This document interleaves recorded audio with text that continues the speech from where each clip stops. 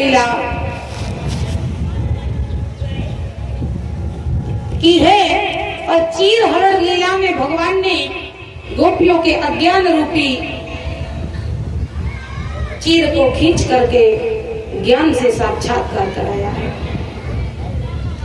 हमारे और आपके बीच में, जीव और ब्रह्म के बीच में जो माया का पर्दा पड़ा हुआ है, उसी माया के पर्दे को भगवान ने खींचा, इसको चीर कहा गया है। एक बात बताइए, भगवान ने जब चीर हरण लीला की तो चीर चुराई, ठीक है, और उसके बाद में तुरंत ही वो वस्त्र भगवान ने गोपियों के वापस भी कर दिए। अगर कोई किसी की वस्तु मजाक में उठा ले और फिर वापस कर दे तो क्या उसे चोर कहा जाएगा? कहा जाएगा क्यों? क्योंकि उसने भाई उठा ली तो वापस भी कर दी। परंतु भगवान श्री कृष्ण ने गोपियों के वस्त्र चुराए, उन्हें आज भी चोर कहा जाता है। भगवान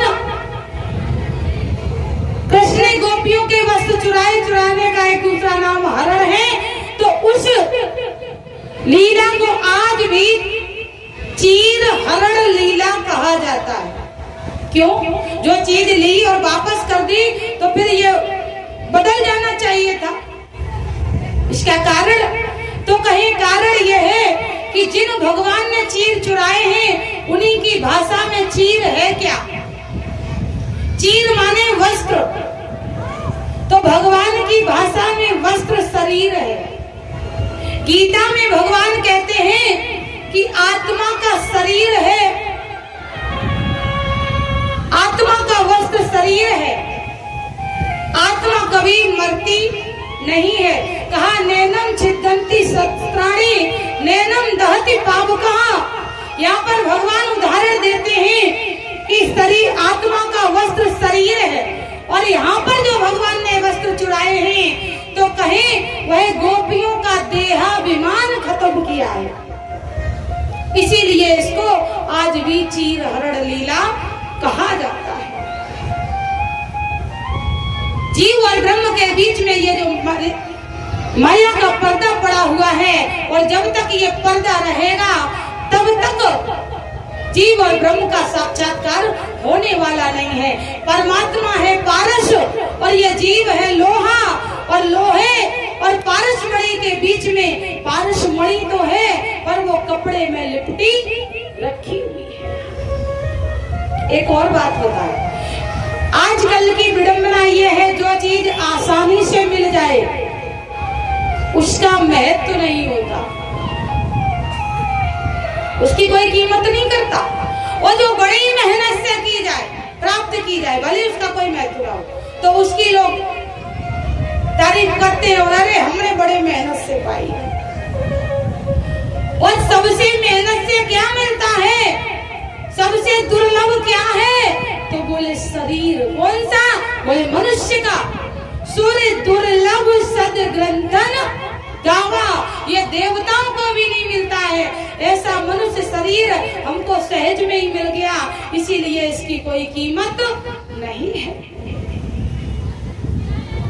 एक महात्मा जी थे, उनके पास में किसी ने सुना, एक व्यापारी ने सुना कि बाबा जी के पास में मणि है, पारस मणि है। तो उसने सोचा कि हम महात्मा जी से पारस मणि ले आए, और वो वृंदावन में पहुंचे। वृंदावन के महात्मा जी थे, और महात्मा जी कुटिया में रहते थे।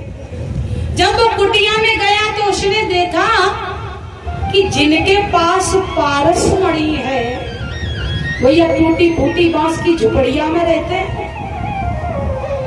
फिर पूछा कि बाबा आपके पास मणि है, पारस मणि है? महात्मा जी ने कहा हाँ है। तो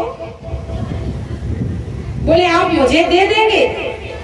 महात्मा जी ने कहा ले जाओ, मेरे किस काम की। संत त्यागी होते हैं। उन्होंने कहा अभी हम थोड़ी देर बैठो, हम पूजा कर लें, उसके बाद में दे देंगे। और अगर तुम्हें जल्दी हो तो वो जो डिब्बा रखा है उसी में रखी है, ले लो। अब जब महात्मा जी ने कहा कि मणि ले लो, तो मणि रखी थी लोहे के डिब्बे में। बात समझना। अब उस बनिए ने विचार किया कि जिसके पास पारस मणि, वो टूटी फूटी झुपड़िया में रहे, और इनके पास अगर पारस मणि होती तो ये ऐसी सहजता से कह देते कि वो रखी उठा ले जाओ। सोने की कील भी रखी हो तो भी व्यक्ति उठ के अपने हाथ से लेगा, और इन्होंने पारस मणि जैसी वस्तु के लिए कह दिया बड़े सहजता से कि जाओ उठा लो। तो उसको संदेह हो गया, बोले बाबा सच में ये पारस मणि है? उठ के लेकर के आया, उसने देखा कि लोहे का डिब्बा तो लोहे का ही है, और पारस की ये तासीर है कि जिस वस्तु को लोहे को भी अगर स्पर्श हो जाए तो सोना बना देती है। उसने कहा महात्मा जी हमें भरोसा नहीं है कि ये मणि पारस की है, पारस मणि है, क्योंकि पारस मणि होती तो ये डिब्बा भी सोने का बन गया होता, और तुमने बड़ी आसानी से कह दिया कि जाओ उठा लाओ।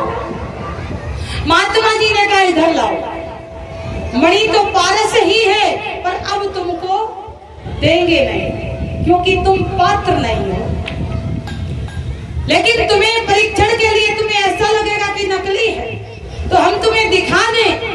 मणि को डिब्बे से निकाला और कहा कि इस मणि में ये कपड़ा लिपटा हुआ है, आवरण है, और इस कपड़े को हटाओगे तो मणि दिखेगी, और जब कपड़ा हट जाएगा तब ये डिब्बा सोने का होगा। महात्मा जी ने कपड़ा हटाया मणि से और उस डिब्बे को स्पर्श कराया, डिब्बा सोने का हो गया।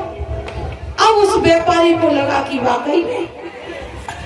महात्मा जी ने कहा, बोले बाबा अब हमको विश्वास हो गया। महात्मा जी ने कहा कोई बात नहीं, अब घर जाओ। क्यों?